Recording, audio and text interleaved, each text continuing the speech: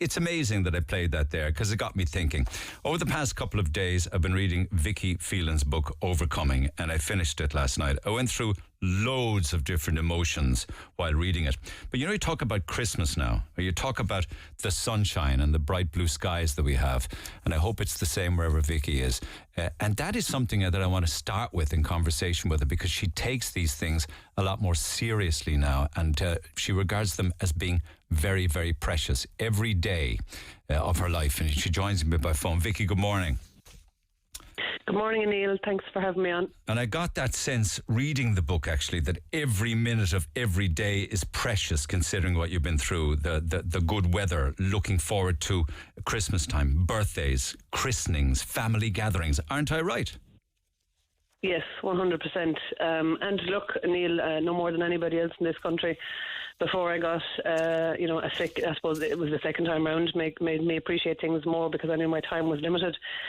I took these things for granted like everybody else did, but now, because, there is a clock, I don't take anything for granted anymore. So every morning I wake up, literally, I kind of do an assessment, and as long as I don't feel any pain and I can get out of bed and bring the kids to school, or, go about my day, I'm delighted, absolutely. You refer in the book actually to one particular christening as a godmother that you never thought you'd make, right? Mm. Yeah, and that was just literally just this summer in June. My brother Lee, so this was my third godchild, and I think himself and his partner asked me to be the godmother to keep me going, to be honest, for something to keep me living for, really, and at times I didn't know if I'd make it, because they told me kind of fairly early on in the pregnancy. So, you're counting down, going, God, will I see that day? But I did, it's simple as that. Because you had a clock ticking at the same time, which was a clock of 6 months with chemo, 12 months without chemo, and that clock was ticking away in your head day in, day out. Yeah, particularly last year, when I was on no treatment. I didn't start on the pembrolizumab, the drug I'm on now, until last April, and so between January and April, when I got that news, I was on no treatment, apart from, stuff that I was doing, like vitamin C infusions and oxygen therapy, but I was on no medical treatment. So really, it was a bit of kind of like a game of Russian roulette, to be honest, Neil. I often wondered, did I make the wrong decision? But I have to say now that, I'm so glad I did make the decision I made. Before the Pembro, you just mentioned you were on vitamin C infusions. You went to see Healer, the seventh son of a seventh son. You went to Michael O'Doherty, the bioenergy man. You were in oxygen chambers, and they may have all helped, but the Pembro is the serious stuff, isn't it? That's made a huge difference. Oh, yes. Oh, it has, absolutely. I mean, as soon as I started the Pembro, I noticed a difference literally within 2 or 3 weeks, to be honest, Neil, because up to that point I was wearing maternity clothes. My tumours are all around my abdominal area. If you imagine a 10 centimetre tumour is nearly as big as a football. So, it was pushing out my abdomen and making it look like I was pregnant. So, I mean, I was wearing maternity clothes. I couldn't sleep. All of the tumours were pulling, so they're on, lymph nodes. So if I lay down, I could feel the pressure. It was like they were pulling against my abdomen. It was very uncomfortable, a lot of pain. So I was sleeping sitting up in a recliner. So, within 3 weeks, my stomach had gone down. I was back in my own clothes. I was sleeping in a bed, and straight away, even before I had a scan, that this is working. I know, but there was a long time where the pain was chronic, particularly back pain, and your best friend was your hot water bottle. Yeah, everybody laughed at my hot water bottle. I had hot water bottles going everywhere. I had one in the car. I had one in my bedroom. I had one in my parents' house. I had them everywhere. I had to have a hot water bottle everywhere I went, because it just helped to keep the pain at bay. It wasn't as bad once I had heat on it, Like, it's an incredible book, and all credit due to you and to Naomi Linehan, who wrote it with you, because I got a real and I don't want to tell the whole book clearly, because we want people to buy the book, but I got a real sense of knowing you, from a very young age, and your family and your family circumstances. And I got the impression that even at a very young age, you were never going to be told what to do or where to go or to shut up, There was that incident involving the school bully that really kind of set the scene for me as to why you fought the way you did with regards to cervical smears. Yeah, absolutely. I mean, look, my mother and father would have said from a very young age, I had my own mind, and in fairness to them, credit has to be given to my parents. They never tried to contain me. They never tried to tell me what to do. Obviously, if I was being bold like any other child, yes, but when I made my mind up, my mother never tried to change it for me, because usually, in fairness to her, she knew I was making the right decision. So, my parents, in fairness, have been absolutely fantastic. They encouraged me all the way along to be who I was. They never tried to change me and tell me to conform. I mean, particularly when I was in hospital that time after my accident, so my dad was sitting in the chair beside me. Yeah, so you went to France, were involved in a terrible car accident, and lost your boyfriend Christophe and your good friend Lisa, and suffered horrific injuries yourself, where you had to learn to stand and learn to walk all over again.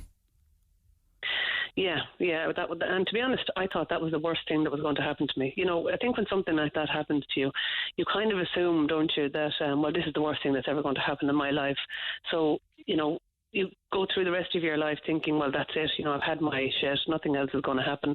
And then I think when Amelia was born with her condition, that knocked me for six, because I wasn't expecting it. I thought I'd done my bit. You went for a regular trauma, you met Jim, fell in love, travelled all over the place, eloped to the Caribbean to get married, I think. Got that pregnant. Was to get away from everybody else, Neil, because we have such big families. It was a smart move. Smart move. So the scan then showed abnormalities and they were talking about some condition called toxoplasmosis. That must have come as a terrible shock to you. Oh my God, absolutely. I remember the day I went in to have that scan with my gynecologist. I had a fine pregnancy, everything was going fine. I was worried, when I got pregnant, because of the injuries that I had sustained in the accident. I had really badly shattered my pelvis, and they had told me that I probably wouldn't be able to carry a child full term. So I expected, to be honest, that I'd be on the flat of my back for the last few weeks of the pregnancy because of the injuries. And that was the start really of a horrendous, last 8 weeks of my pregnancy, not knowing what was going on. It took about 3 weeks for them to figure out what it was, but none of it was good, Neil. It was either Edwards syndrome, a congenital heart defect, or this toxoplasmosis, which my gynecologist admitted he had never dealt with before. So, it really was, a kick in the teeth now. That's the only way I can describe it. Yeah, because there was a warning that it could have led to brain damage or blindness. And did someone, I won't even name their profession at this stage, say that if you had been in the UK, even at that late stage in the pregnancy, if you'd been in the UK, you could have had a termination? Yes, and I was 30 weeks pregnant at that stage. Huge bump. A few weeks left to go, and having this big, huge needle, an amniocentesis carried out, and you could clearly see on the monitor my baby was, moving away from this needle. And at the same time as this was happening, he was kind of suggesting, well, if you lived in the UK, you could have a termination, you could consider a termination. And I lost it at that point, because we were barely hanging on by a thread, myself and my husband, at that point. And here was somebody telling me, that, maybe you should consider having a termination. And I remember asking him, like, are you telling me that she's not going to be compatible with life? Is she going to be born and, die a few hours later? Is that what you're telling me? And I kept asking him, and he said, no, that's not what I'm saying. And I said, well, why would you suggest this? That's right. I just got so angry. Yeah. And I remember afterwards, actually, when Amelia was born, and yes, she has got issues. She has a visual impairment. She did have some scarring on her brain, which has led to seizures, and she's developed epilepsy as a result. But she actually is on medication that has kept her seizures under control for the last 2 years. She's extremely bright. She's in regular mainstream school.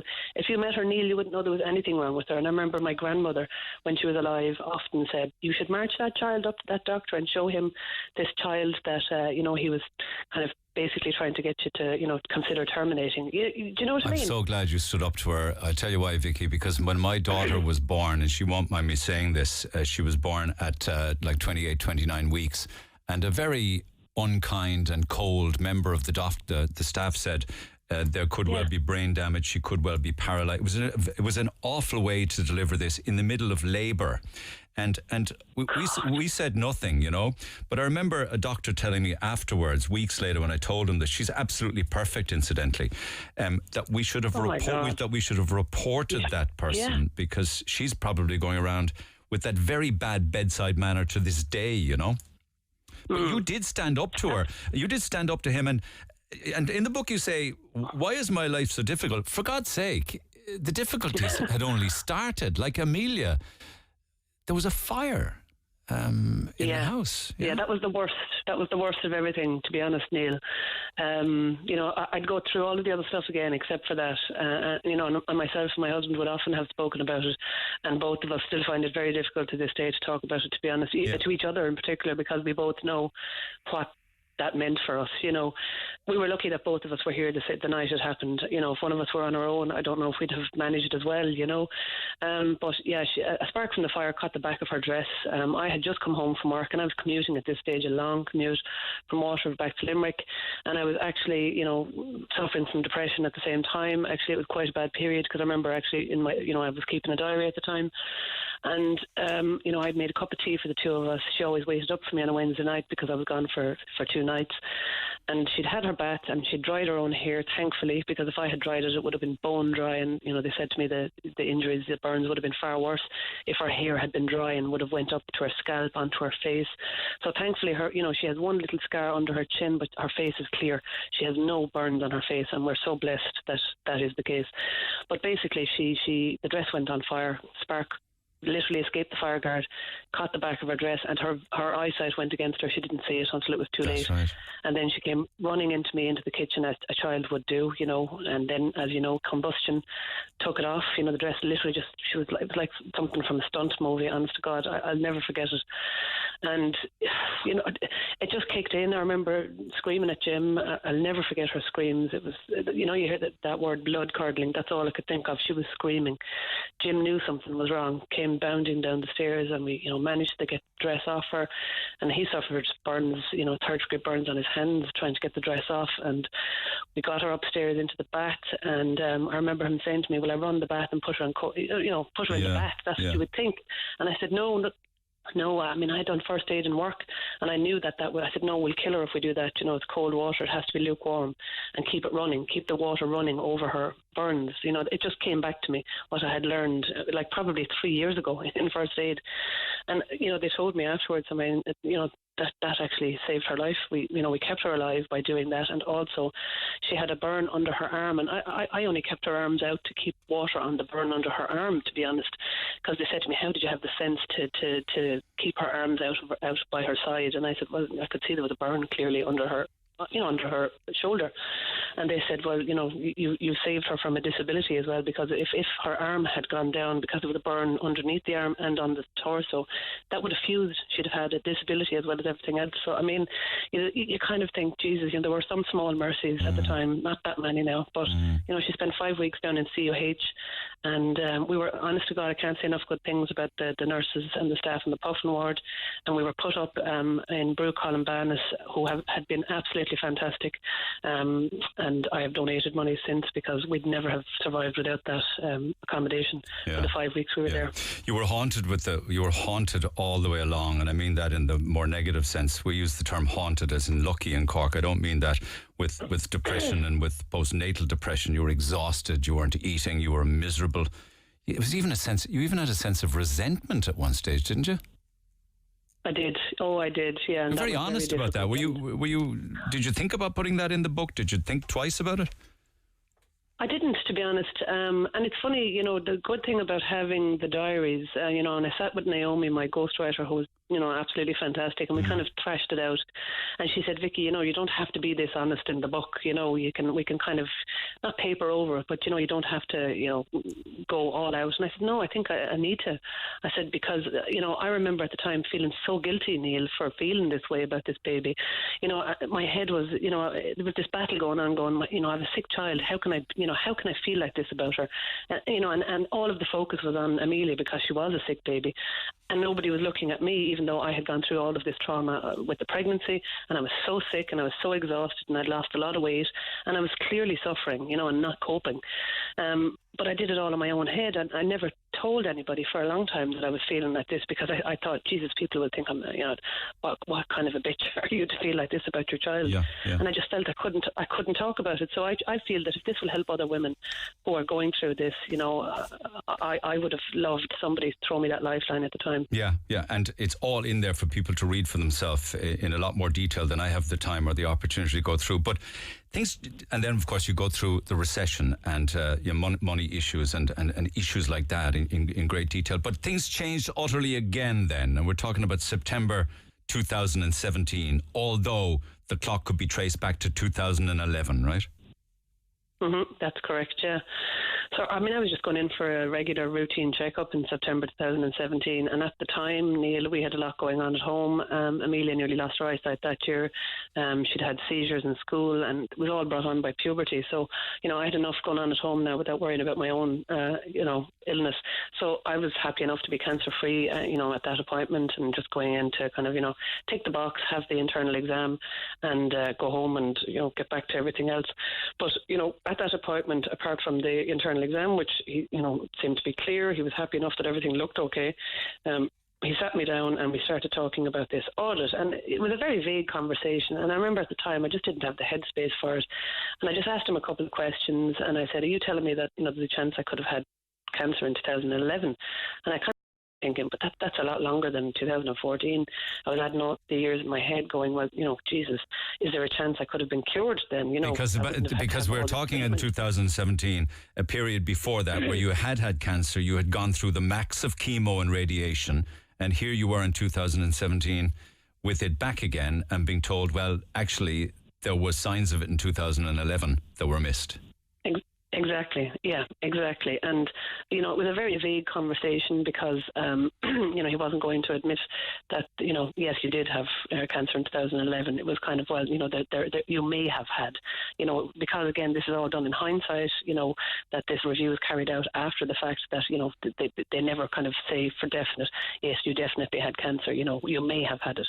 So I just remember at the time parking it and going, I can't actually deal with this at the moment. And I didn't know at that appointment actually, Neil, that I had cancer.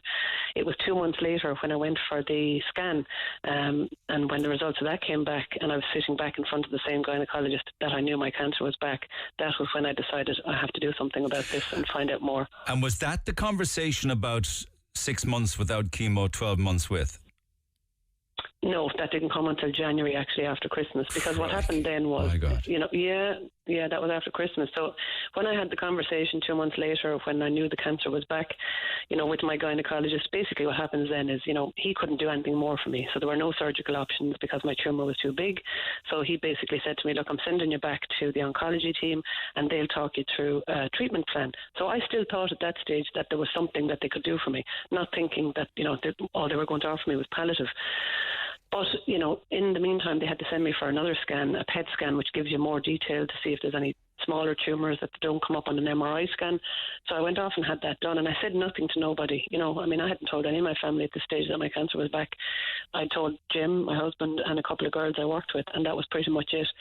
And I told nobody until after Christmas, when I knew at that stage that things weren't going to be good. And that was the most difficult conversation I had to have, to be honest, with my family. It was bad enough having to tell them the first time, but then to have to tell them the second time that it's back, and everybody knows when it comes back the second time it's not good, Okay, so this was information then that you had to digest and really to work it through in your head. And I know that there was also the issue of there was a missing page from your file, and you got very suspicious about that. And ultimately, as the fellow says, to cut a long story short, you decided to sue the HSE and the lab. So you went and got a legal team, but the HSE also lawyered up, didn't they? Yes, exactly. So when I went into the oncologist and got told, in pretty, clinical terms that, this is it, this palliative chemotherapy, you're only, you've got limited time. I took it back. I just decided at that point, I got really angry at that point, and I thought, well, I'm not taking this. I've got 2 small kids. I'm not accepting this prognosis. So I insisted on the biopsy, and it was when I went for the biopsy that I decided I had to do something about this audit and find out more. And that was when I found that page, and that made me straight away, it was clearly in black and white that I had cancer in 2011, and I thought, right, that's it, I'm taking this further. And, in the space of 2 weeks, I found a solicitor, I started looking at clinical trials, and we would put in the application to get a date for a court case. So, all of this was going on in a very short period of time. And, to be honest, when we went to see Cian O'Carroll, my solicitor, and Siobhan Ryan, they actually thought that this would never go to trial. They thought that this would settle because it was so clear that, this diagnosis had been misdiagnosed, you know what I mean, back in 2011. And even on the day of the mediation hearing, Neil, when we went up for that about 10 days before the trial started, we still thought at that stage, well, they'll make a settlement, they'll make an offer, and that'll be it. It'll go away. We won't have to go to court. But that didn't happen, Neil. I mean, they wanted me to shut up, basically. They wanted me to say nothing and talk to nobody about what had happened to me. And, as everybody knows in this country, I can't shut up. That's right. I am unable to not talk about things, so I just could not do that. Hang in there for a couple of minutes, if you will, Vicky. I want to take an ad break and pick up this section of the conversation after these. The Neil Prendeville Show. In conversation with the great Vicky Phelan. So you were at that mediation, of course, and they wanted you to take money and sign a confidentiality clause to keep you quiet, and you weren't having any of that, so you were inevitably looking at court. And that did happen, didn't it? You found it grueling. You found it very, very personal, I believe. And you were very sick at the time too. Yeah, I did. That was that period, actually, from the day of the mediation hearing to, when the court case started. I was very sick, Neil. And actually, when we realised that this was going to go to court, I remember myself and Jim going home that night from Dublin, just totally going, oh, Jesus, what have we got ourselves into, because I was so sick. And Jim was really worried, to be honest, that I wasn't going to give evidence in court. And what happened then, the following morning, I got an email from the clinical trial people in the States to say that I wasn't eligible for the trial. I know. I'll tell you, that was one of the worst days I put down, I have to say, last year, because at that stage I thought I had no options. I remember being absolutely inconsolable, crying, kind of going, what am I going to do now, But, I actually started the Pembro, so I got a phone call then, that was on a Wednesday, and on the Friday I got a phone call from my oncologist, David Fenley in Vincent, to say that he had finally gotten the hospital to agree to allow me to have Pembro, and I was starting it on the following Monday. I think if I hadn't got that phone call on the Friday, I don't know what would I have been able to keep going, to be honest, at that point. Were you given an impression in cross-examination, I read in the book, that somebody was trying to make out that really and truly the kids will be well looked after when you're gone? Absolutely. Oh, that was very clear to me. I remember when I was finished giving evidence, I had a first question I asked Cian when we got into the room after I finished my evidence. I said to him, were they trying to imply that my children would actually be fine without me, and that the childminder will just step in and take up where I left off? Yeah. And he said, well, yes, Vicky, this is all about money at the end of the day. I just couldn't believe this, Neil. I was so angry. I could not believe this. And, the same happened in the Emma Vic Vahona case. I remember, talking to Cian about that. They were trying to get foster care arrangements for those kids at the time of her court case. And what Cian and the other solicitors achieved in her case was that all the kids would be kept together, in a guardianship arrangement. But again, that was all about money, and they didn't care about these kids. Foster care arrangements would do. You had a jockey in your stable called Professor Shepherd who blew the HSE out of the water, right? Oh my God, yeah. I mean, we were blessed with Professor Shepherd. Seriously blessed. He was a lovely man. I spoke to him a few times, and he gave me some very good advice about different clinical trials and drugs. He was just a gentleman, to be honest. And from the point of view of, Jim having to give evidence that day, he was supposed to be giving evidence first, and Professor Shepherd was supposed to give evidence in the afternoon, but they changed the order of the witnesses because he had to get on a flight back to the UK. But it was game over after he gave evidence, wasn't it? Oh, it was game over. Yeah, absolutely game over. I mean, I remember Jim coming home that evening. I mean, apart from relief, the fact that he didn't have to give evidence, he said, you could hear a pin drop, he said, when Professor Shepherd was given evidence. And he said that after a certain point, there was literally people running in and out of the courtroom on phones. So obviously they were kind of on the phone to the defendants saying, this guy is not going to stop. We need to offer this woman a settlement and just get out of here, And they did. And they offered. And they did. 2.5 million, but no admission of culpability or liability. Wasn't that it? No. And that actually is still great to this day, but you just have to cut your losses.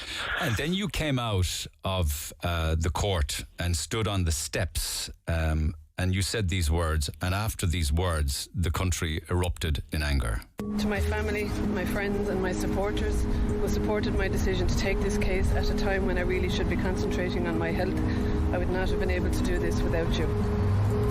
There are no winners here today. I am terminally ill and there is no cure for my cancer. My settlement will mostly be spent on buying me time and on paying for clinical trials to keep me alive and to allow me to spend more time with my children. If I die, and I truly hope that won't be the case, the money will provide for my family. Had you any idea of how the country was going to react? Absolutely none. Absolutely none. I remember, the night before, Cian rang me to kind of talk me through what was going to happen that following morning, when Judge Cross would rule the settlement. And he said, now normally what happens is there's a statement on the steps of the court, and I said, yes, you can do that. And he said, I will not. He said to me, you're doing that yourself. And I said, oh, I don't know, Cian. I said, I wasn't feeling well. And I said, you do it. And he said, no, Vicky. He said, I think people will want to hear from you. I think he had an inkling, Smart he man. said that afterwards. Smart man. He said, no, they will want to hear from you. He said, I think he was so upset. He's a very moral person, Cian, very strong sense of right and wrong. He knew I was well able to talk, He just talked. I said, what will I say? I wrote that speech on the train on the way up that morning, and he just said, you talk from the heart.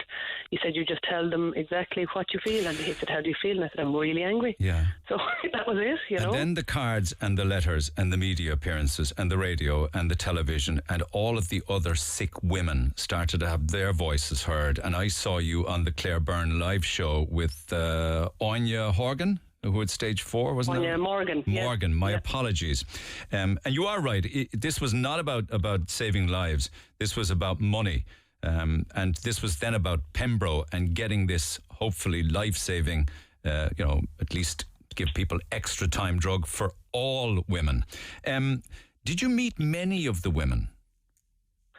Oh yes, I have. I've met quite a lot of them now at this stage. So we launched the support group back in September 2018 last year, and we've had a number of meetings. We try to have 3 or 4 meetings a year where all of the women and families come together to support each other. We would organise workshops on different things that people are struggling with, like psychosexual therapy, bereavement counselling, treatment.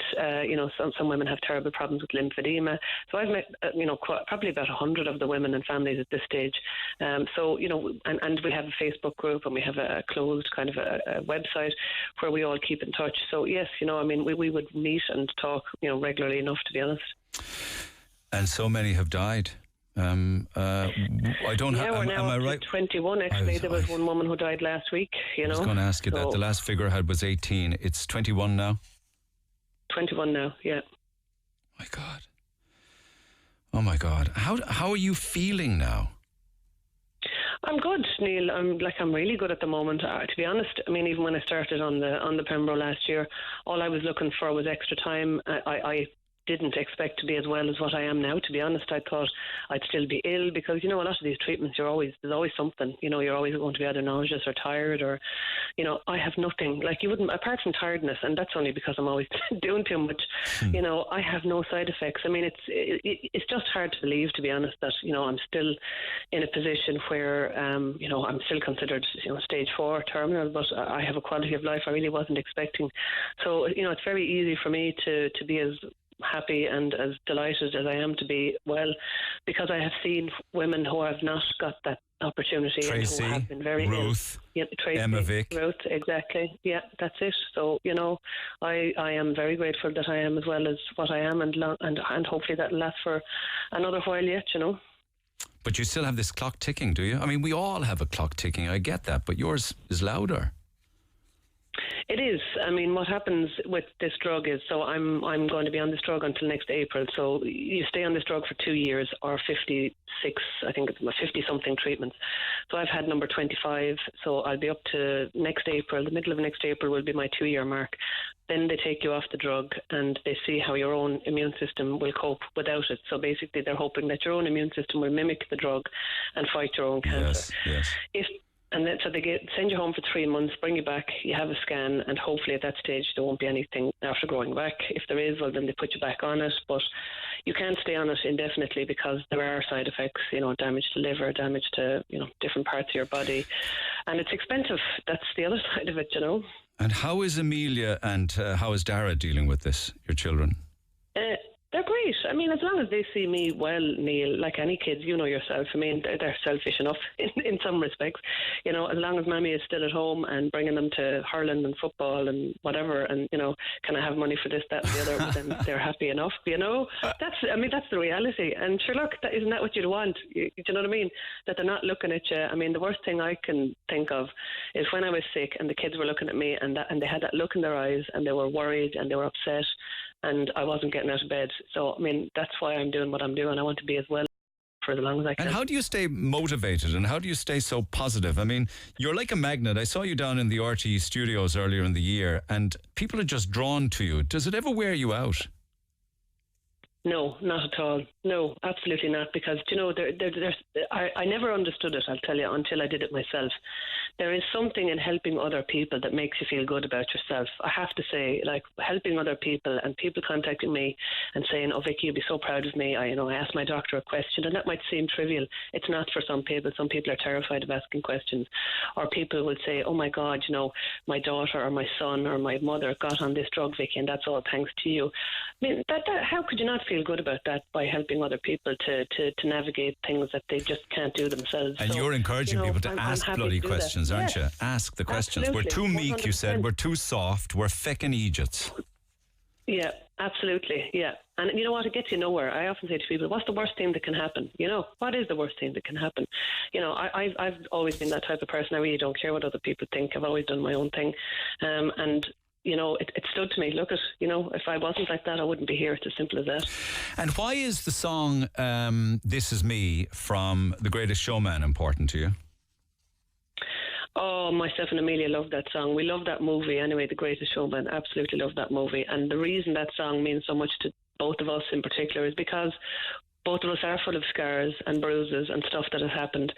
But what you see is what you get, and it hasn't stopped any of the two of us in our tracks. So that's exactly, that song really just represents what we have been through in particular, and we just love it because bruises and all, we still get up and fight and go out and live another day. Well, I want to play it for you, and I want to play it for Amelia and for all of the family as I end this conversation with you. I personally think you are an incredible woman, and I think I speak on behalf of everybody, and I don't mean that in any condescending way at all. And I know that you were in the Radisson Blu Hotel on Sunday in conversation with Elaine Crowley. What's that about? Yeah, so that's an event I'm doing in Cork on Sunday, and I know the mini marathon is on in Cork. We didn't realise it when we booked in the date, so it's a pity because I know it'll probably stop a lot of people from coming. But look, if people can make it, it would be lovely. I'd love to see them.